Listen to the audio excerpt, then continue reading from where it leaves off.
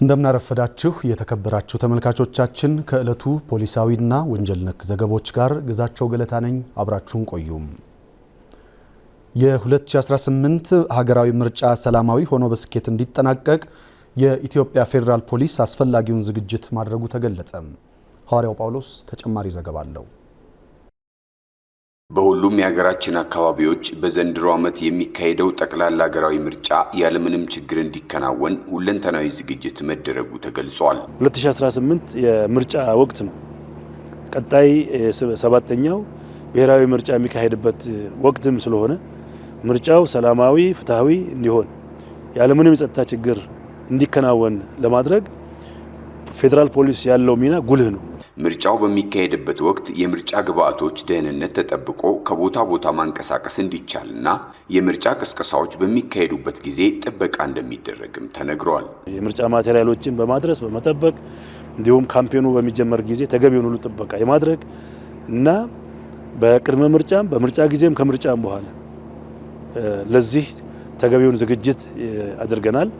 ቀጣይ በዛ ላይ ሰፊ ስምሪት እናደርጋለን ማለት ነው። የኢትዮጵያ ፌዴራል ፖሊስ የመፈጸም አቅሙን ወደ ላቀ ደረጃ ያሸጋገሩ ሁለንተናዊ የለውጥ ስራዎችን በማከናወን ዘመኑን የሚመጥን ተቋም ሆኖ መገንባቱ ተገለጸ። ሐዋርያው ጳውሎስ ዝርዝሩን እንደሚከተለው አዘጋጅቶታል።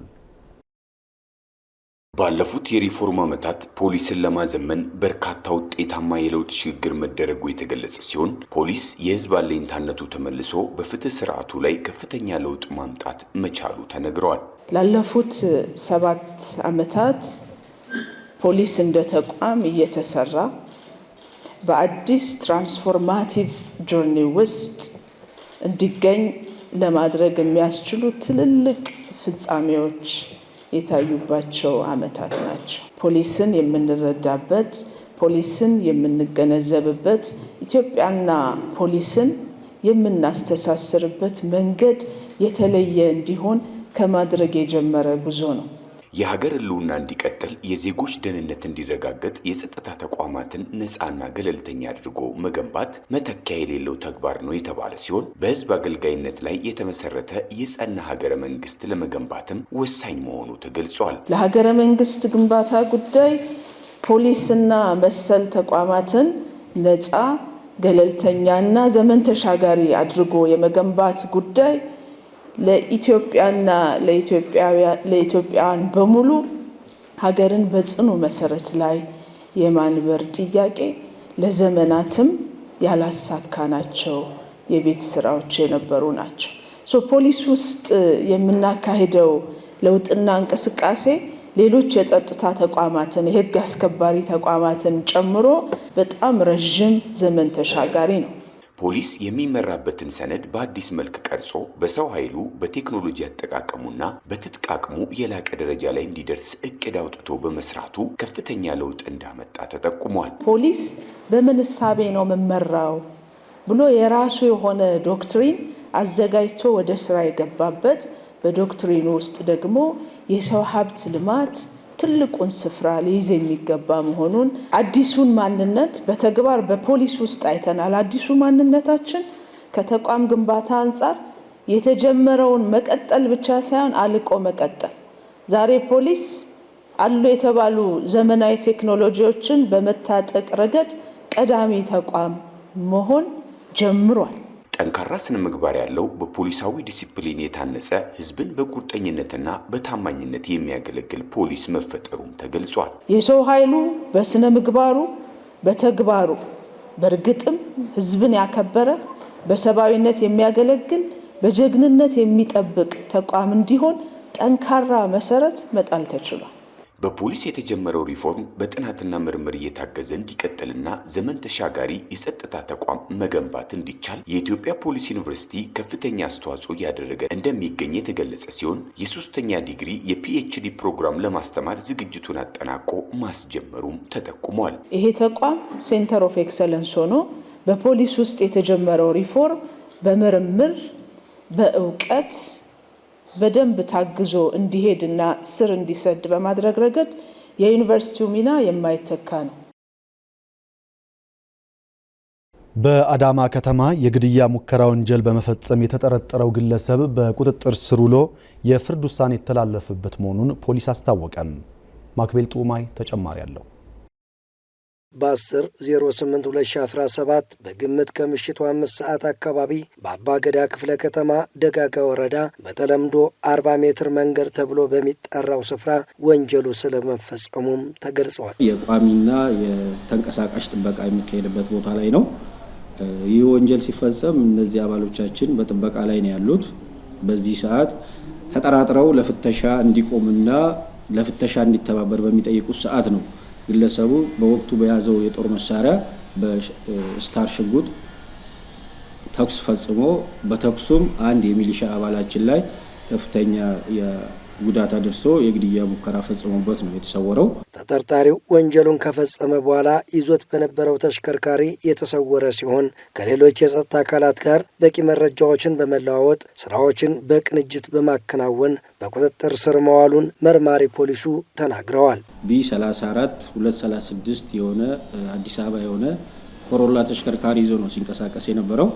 ይሄንን ድርጊት ከፈጸመ በኋላ በወቅቱ ተሰውሮ እስከ ድሬዳዋ ከተማ ድረስ ነው ከዚህ ተሰውሮ ሄደው፣ ግን ካለው የጸጥታ ኃይልና ካለው የመረጃና ደህንነት ሰራተኞች ጋር በቅንጅት በመሆን ግለሰቡን በጂፒኤስ በመከታተል ከዛ ተይዞ በቁጥጥር ስር ውሎ ወደዚህ እንዲመጣ ተደርጓል። ህብረተሰቡም በዚህ በኩል ጥሩ እገዛ አድርጓል። በድሬዳዋ ከተማ ያለ ፖሊስም ይሁን የጸጥታ አካል ይህ ተጠርጣሪ እንዲያዝ ከፍተኛ ጥረት አድርገዋል ማለት ነው። በቅንጅት ነው ተጠርጣሪውን ሊያዝ የተቻለ። ፖሊስ በወቅቱ ተጎጂውን የሕክምና አገልግሎት እንዲያገኝ ካደረገ በኋላ ለምርመራ ይጠቅመኛል ያላቸውን መረጃዎችና ማስረጃዎችን በማሰባሰብ ክስ በመመስረት ወደ አዳማ ከፍተኛ ፍርድ ቤት በመላክ ሌሎቹን ያስጠነቅቃል፣ ግለሰቡን ያስተምራል ያለውን የ10 ዓመት ጽኑ እስራት መቀጣቱም ተጠቅሷል። የቴክኒክ ማስረጃ ከሆስፒታል እንዲሁም ደግሞ መሳሪያውን ወደ ፎረንሲክ እንዲላክ አድርገን የፎረንሲክ ውጤት ከመጣ በኋላ እነዚህን ነገሮች ካቀናጀን በኋላ ምርመራውን በፍጥነት በማጠናቀቅ አዳማ ከተማ ፍትህ ቢሮ ደግሞ መዝገቡን ወደ ክስ ከመሰረተ በኋላ ለከፍተኛ ፍርድ ቤት ለአዳማ ከተማ ከፍተኛ ፍርድ ቤት አቅርቦ ይህ ግለሰብ የቅጣት ውሳኔ እንዲያገኝ ተደርጓል። ተጠርጣሪው እንዲያዝ አስፈላጊና ጠቃሚ መረጃዎችን ተደራሽ በማድረግ የምርመራ ሂደቱ እንዲሳለጥ የህብረተሰቡ ትብብር የላቀ እንደነበርም ተጠቁሟል። ግለሰቡ ሊገኝ ይችልበታል ወይም ደግሞ ከዚህ በፊት ያዘወትርበታል የሚባል ቦታ ላይ የተለያየ ጥቆማ በመስጠት በከተማ ውስጥ የት ቦታ ሊዝናና ይችላል፣ የት ቦታ ሊያድር ይችላል፣ የት ቦታ ሊያመሽ ይችላል፣ የት ቦታ ከማጋ ሊዝናና ይችላል የሚለውን ማህበረሰቡ በየጊዜው የተለያየ ኢንፎርሜሽን ለምን አንደኛ የጸጥታ አካል ላይ ነው የሰው ወንጀል የፈጸመው፣ ሁለተኛ ደግሞ የከተማውንና የአካባቢውን ሰላም ማህበረሰቡ ራሱ ማስጠበቅ ስለሚገባው የፖሊስ የጸጥታ አካል አጋዥ መሆን ስለሚገባው ይሄንን ነገር ከአጠገባችን ሆኖ በየጊዜው ያገኘውን ኢንፎርሜሽን ማህበረሰቡ ሲያግዘንም ነበር፣ ሲረዳንም ነበር። በማስረጃነትም በምስክርነትም ከአጠገባችን በመሆን ይሄ ወንጀል እንዲጋለጥና ወንጀለኛውም ለህግ ቁጥጥር ስር ውሎ የህግ ውሳኔ እንዲያገኝ ከፍተኛ ሚና ሲጫወት ነበር ማህበረሰቡ። በቀጣይ አጠራጣሪ ጉዳዮችን ሲመለከት ለጸጥታ አካላት መረጃዎችን በመስጠት የወንጀል መከላከል ስራን በትብብር በማከናወን የከተማዋን ሰላምና ደህንነት ማረጋገጥ እንደሚገባም መርማሪ ፖሊሱ ጥሪ አቅርቧል። አሁንም በዚሁ ቀጥሎ ማህበረሰቡ ከጸጥታ አካል ቆሞ የአዳማ ከተማን የክፍለ ከተማችንን ጸጥታ የህግ የበላይነት ማስከበር በጋራችን እንዲሰራ እኛም እንደ ክፍለ ከተማ ፖሊስ ጥሪያችንን እናቀርባለን። በመንግስትና በህዝብ መሰረተ ልማቶች ላይ የሚፈጸሙ የስርቆት ወንጀሎችን በጋራ መከላከል የሁሉም ዜጋ ኃላፊነት መሆኑ ተጠቆመም። መስከረም ጉታ ዝርዝር አላት። በየጊዜው በመንግስት መሰረተ ልማቶች ላይ የሚደርሱ ዝርፊያዎች እየተበራከቱ መምጣታቸው ይነገራል። ከነዚህም መካከል ቀዳሚ ተጠቃሹ ደግሞ የኢትዮጵያ ኤሌክትሪክ አገልግሎት ላይ ከፍተኛ ስርቆት እየተፈጸመ ስለመሆኑ ተጠቁሟል። ኢትዮጵያ ኤሌክትሪክ አገልግሎት ላይ ብዙ ወንጀሎች ይፈጸማሉ። አንደኛ የኃይል ስርቆት ነው። የሚጠቀሙትን ኃይል እየሰረቁ የሚጠቀሙ አሉ፣ የተጠቀሙትን ላለመክፈል። ሁለተኛ መሰረተ ልማት ላይ የሚደረጉ ስርቆቶች አሉ። መሰረተ ልማት ላይ ብዙ የኃይል ስርቆቶች አሉ። አንደኛ የብረት ስርቆት ወይ የፖል ስርቆት አለ። ሁለተኛ ኬብል ስርቆት አለ። ሶስተኛ ትራንስፎርመር ስርቆት አለ። እነዚህ እንግዲህ ጠቅላላ 100 ስርቆት ተፈጽሟል ተቋሙ ላይ። ጠቅላላ ብሩን ስንመለከት ወደ 124 ሚሊዮን 669,468 ብር ነው ጠቅላላ ብሩ። ከዚህ ውስጥ ወደ 14 ትራንስፎርመር ስርቆት ተፈጽሟል። 33 የኃይል ስርቆት ተፈጽሟል። የትራንስፎርመሩ ዋጋ ስንመለከት 14ቱ ትራንስፎርመር ብቻ ወደ 19 ሚሊዮን 141 ሺህ ነው። በተመሳሳይ የኃይል ስርቆት የተፈጸመው ወደ 13 ሚሊዮን 167,233 ነው። በኢትዮጵያ ኤሌክትሪክ አገልግሎት ላይ ከሚደርሱ ስርቆቶች አንዱ የኃይል ስርቆት መሆኑን በማንሳት የቤት አከራዮች ጥንቃቄ ማድረግ እንደሚገባቸው ተጠቁሟል። ስርቆቱ ሲፈጸም ቤት 5000 ቤት ብር የሚከራየውን ቤት 10,000 ነው የሚከራዩት እነሱ። ህብረተሰቡ ብሩን ነው የሚያየው። ቤቴ ይሄንማ ሰው አይከራይልኝም እንደውም ጥሩ ተከራይልኝ ብሎ ነው የሚያከራየው። ነገር ግን ኤሌክትሪክ ስርቆት ከተያዘ ያ ቤት ሚኒመም 500,000 ብር ነው ቅጣቱ በአሁኑ ሰዓት። ስለዚህ ይህን ጥንቃቄ ማድረግ አለባቸው። ቤት ሲያከራዩ የተከራየ ሰው ቤቱ ውስጥ ምን ይሰራል ብሎ ጥበቃ ማድረግ አለባቸው። ሊጠነቀቁ ይገባል ሰዎች። ስለዚህ 500,000 ብር ቅጣት ከሚያከራየው ቤት ጋር አብሮ አይሄድም። ከክራይ ዋጋ ጋር አብሮ አይሄድም። ስታይ በጣም ጉዳት ነው ለሱ። ስለዚህ ይሄን ጉዳይ ጥንቃቄ ሊያደርጉ ይገባል ሰዎች። የሀገር ሀብት የሆኑ መሰረተ ልማቶችን ማህበረሰቡና የሚመለከታቸው ባለድርሻ አካላት ጥበቃዎችን በማድረግ በሀገር ኢኮኖሚ ላይ የሚደርሱ ጥፋቶችን መከላከል እንደሚገባ ተነግሯል። አዋጁም 464 ኢትዮጵያ ኤሌክትሪክ አገልግሎትና ወይም ኢትዮጵያ ኤሌክትሪክ ኃይልና ቴሌኮሙኒኬሽንን መሰረተ ልማቱን ጥበቃ የሚያደርገው አንደኛ ህብረተሰቡ ነው ይላል፣ ሁለተኛ አካባቢው አስተዳደር ነው ይላል። ስለዚህ የአካባቢው አስተዳደር ፖሊስ ሊሆኑ ይችላል፣ አስተዳደር አካላት ሊሆኑ ይችላሉ። ሌላ ተጨማሪ ህዝቡ የመጠበቅ ግዴታ አለባቸው። ምክንያቱም መሰረተ ልማቱ ዝርጋታው ራሱ ተዘርግቶ ለህዝቡ አገልግሎት የሚሰጠው ጫካ ውስጥ ያልፋል፣ ወንዝ ይሻገራል፣ ቁልቁለት ይወርዳል፣ ዳገት ይወጣል። የትኛው የማይዳስው ቦታ የለም። ስለዚህ በእነዚህ ቦታዎች ሁሉ መንግስትም ተቋሙም ጥበቃ አድርጎ ማስጠበቅ አይቻልም። ስለዚህ ምንድነው ህብረተሰቡ ነው መጠበቅ ያለበት። ራሱ ተጠቃሚ ስለሆነ በአካባቢው ያለው ህብረተሰቡ ስለሆነ ህብረተሰቡ አንደኛ ለፖሊስ ቶሎ ጥቆማ መስጠት አለበት፣ ማስያዝ አለበት። ሁለተኛ ደግሞ ለእጅ ከፍንጅም ከያዘው ደግሞ ይዞ ለህግ ማቅረብ አለበት።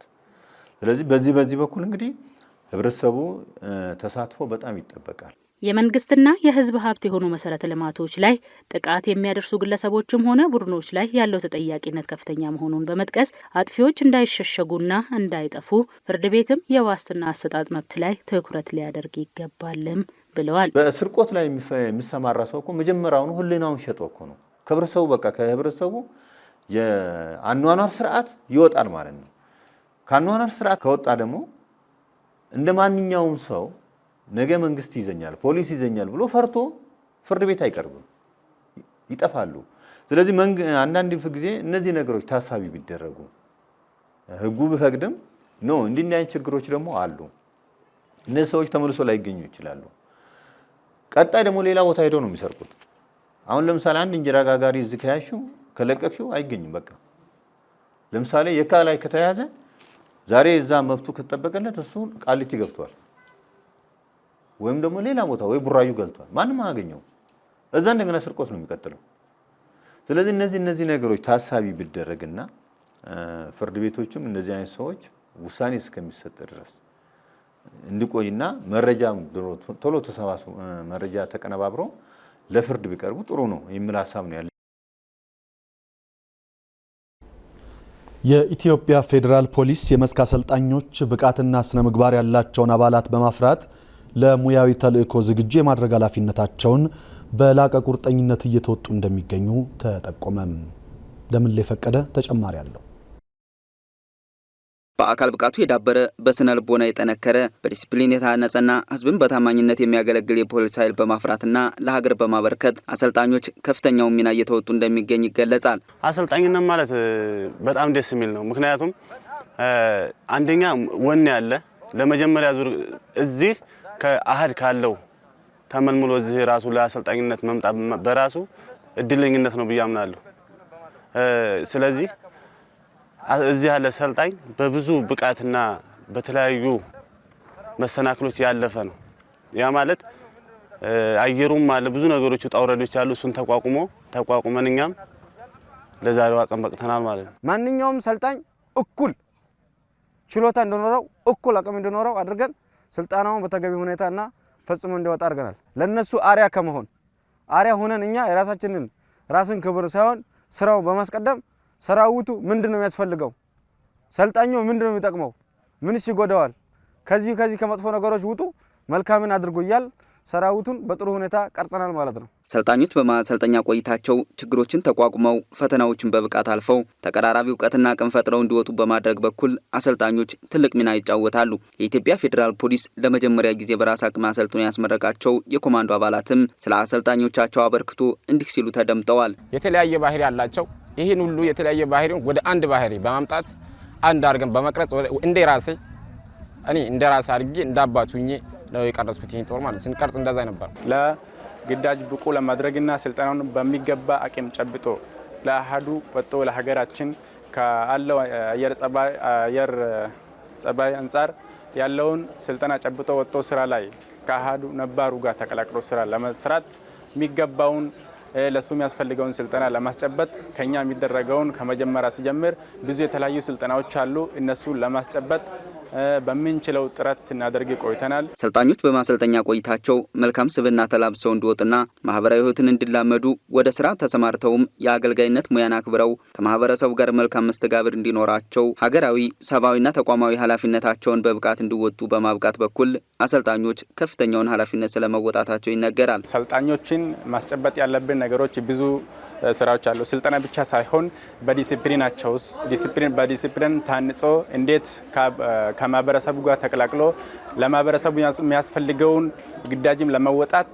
የሚያስፈልጋቸውን ዲሲፕሊን በማስጨበጥ ላይ ብዙ ስራ እየተሰራ ቆይቷል። በመደጋገፍና በመተዛዘን ያው ስልጠናውን በአሪፍ ሁኔታ እንደ ከአመራሮች ጀምሮ እስከ አሰልጣኞቻችን እኛን እንደ አሰልጣኝም እንደ አባት እንደ እናት ሆነው እኛን ለዚህ ቀን ለዚህ ደረጃ እንድንበቃ ሀገራችንን ለሀገራችን ለማገልገል በብቃት ይህን ስልጠና እንድንወጣ በጣም ተገቢውን እንክብካቤና ስልጠና ሰጠውናል።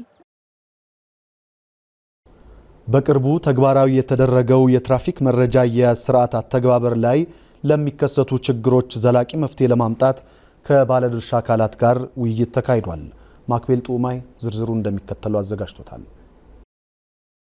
ዘመናዊ መረጃ አያያዝን ለማሳለጥ ታሳቢ ያደረገ የትራፊክ መረጃ አያያዝ ስርዓትን አዲስ የቴክኖሎጂ ውጤት ማበልጸግ ቀዳሚውን ስፍራ ይዛል። በመሆኑም ከባለድርሻ አካላት ጋር ስላተገባበሩ የጋራ ግንዛቤ ማስጨበጫ ዓላማ ያደረገ ስለመሆኑም ተነግሯል። እየተካሄደ ያለው ውይይት የአገር አቀፍ የትራፊክ መረጃ አሰባሰብ ስርዓት ወይም አርዲኤምኤስ የምንለው ወደ ስራ የገባ የቴክኖሎጂ ስርዓት ነው። የዚህ ስርዓት መዘርጋት ዋነኛ ዓላማ በመንገድ ትራፊክ የሚደርሱ አደጋዎችን ወረቀት አልባ በሆነ አሰራር ዲጂታላይዝ በማድረግ የአደጋዎቹን ቁጥር መመዝገብ ብቻ ሳይሆን የአደጋውን መንስኤ አውቆና ለክቶ አመራርም ውሳኔም ለመስጠት የሚያስችል የዲጂታላይዜሽን ስርዓት ነው። የእርስ በርስ ምክክሮችና ሀሳቦችን ለመውሰድ እንደዚሁም ደግሞ በየክልሎቹ የተሰሩ ስራዎች ምን ይመስላሉ የሚለውን በመነጋገር ከዚህ ጋር ደግሞ ለቀጣይ ኳርተርና ለቀጣይ አመት በናሽናል ሴፍቲ ስትራቴጂ ላይ የተቀረጸውን ታርጌት እንዴት አድርገን ግብ እንምታና ያስቀመጥነውን እቅድ እንዴት እናሳካ የሚል ሀሳብ ያነገበ ነው ማለት ነው። ከወረቀት ንክኪ አሰራሮችን በማስቀረት በዘመናዊ ቴክኖሎጂ ውጤቶች በመታገዝ ጥራት ያለው መረጃን መዝግቦ ለመያዝና በቀጣይ ውጤታማ ስራዎችን ለማስመዝገብ የጋራ ውይይት መድረክ ማካሄዱ ጠቀሜታው የላቀ መሆኑም ተጠቁሟል። ከዚህ በኋላ ባሉ ስራዎች ላይ የተሻለ የአመራር ቁርጠኝነት፣ የተሻለ ትኩረት እንደሚያደርጉ ቃል ገብተዋል።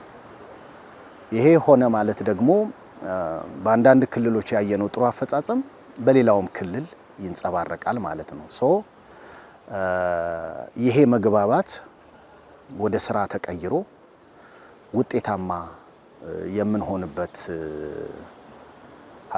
ሁኔታ ይጠበቃል ማለት ነው። ከዚህ መድረክ የሚጠበቀው ውጤት ሲስተሙ ሁሉም አካላት በጋራ ርብርቦሽ መሬት ላይ እንዲያሳርፉት ይደረጋል የሚል ነው የሚሰጠውን አቅጣጫ ተግባራዊ ካደረጉ ማለት ነው። የቴክኖሎጂ ውጤት መጠቀሙ ዓለም የደረሰበትን ርቀት አብሮ ለመራመድ በትራፊክ አደጋ የሚፈለጉ ዳታዎችን መዝግቦ ለመያዝ አስፈላጊ በመሆኑ ለዚህ ተግባር የኢትዮጵያ ፌዴራል ፖሊስ ጥራት ያላቸው መረጃዎችን ተደራሽ በማድረግና በሀገራችን በተለያዩ አካባቢዎች በመገኘት የስልጠና ድጋፎችን በማድረግ ተባባሪነቱ የላቀ ስለመሆኑም ተነግሯል። ፌዴራል ፖሊስ ባለድርሻ ብቻ ሳይሆን ከዛም በላይ ነው ብለን ነው የምናምነው። ስለዚህ የፌዴራል ፖሊስ ተቋማችን የሚተዳደርበት ቦርድ የሥራ አመራር ቦርድ ሰብሳቢ ነው ፌዴራል ፖሊስ። ይሄ የሚያሳየው የመንገድ ደህንነት ስራዎች ከፌዴራል ፖሊስ አኳያ በከፍተኛ ትኩረት እንደሚታዩ ነው። በታቀደ ጊዜ ፌዴራል ፖሊስ ባለሙያዎች ልክ እንደ ተቋማችን ሰራተኞች ከኛ ጋር ወደ ክልሎች ወርደው የቁጥጥር ስራዎች፣ የመንገድ ደህንነት ግንዛቤ የማሳደግ ስራዎች እና ሌሎች የህግ ማዕቀፎች ወደ ስራ እንዲቀየሩ ከፍተኛ አስተዋጽኦ የሚያደርግ ተቋም ነው። በሁለት አይነት መንገድ ከፌዴራል ፖሊስ ኮሚሽን ጋር በቅንጅት እየሰራን ያለነው፣ አንደኛው ይህንን ሲስተም ታች ድረስ በማድረስ ደረጃ በጋራ እየሰራን ያለነው። ምክንያቱም መረጃ ክልሎች ለፌዴራል ፖሊስ ነው የሚልኩት። የኛ ፎከሳችን ከመንገድ ደህንነት ጋር የተገናኙ መረጃዎች ናቸው። ስለዚህ ከፌዴራል ፖሊስ ኮሚሽን ጋር ይህን ሲስተም አቀናይተን ሁሉም አካላት እንዲፈጽሙ በማድረግ ደረጃ ከኮሚሽኑ ጋር በቅንጅት እየሰራን ያለ ነው። ክቡራን ተመልካቾቻችን ለዛሬ የተመራረጡ ፖሊሳዊና ወንጀል ነክ ዘገባዎች እስካሁኖቹን ይመስላሉ። ከዘገቦቹ ጋር ኢንስፔክተር ግዛቸው ገለታ ከእናንተ ጋር ቆይታ አድርጌያለሁ። ቀሪ የፖሊስና ህብረተሰብ መሰናዶች ወደ እናንተ መድረሳቸውን ይቀጥላሉ። መልካም ቆይታ።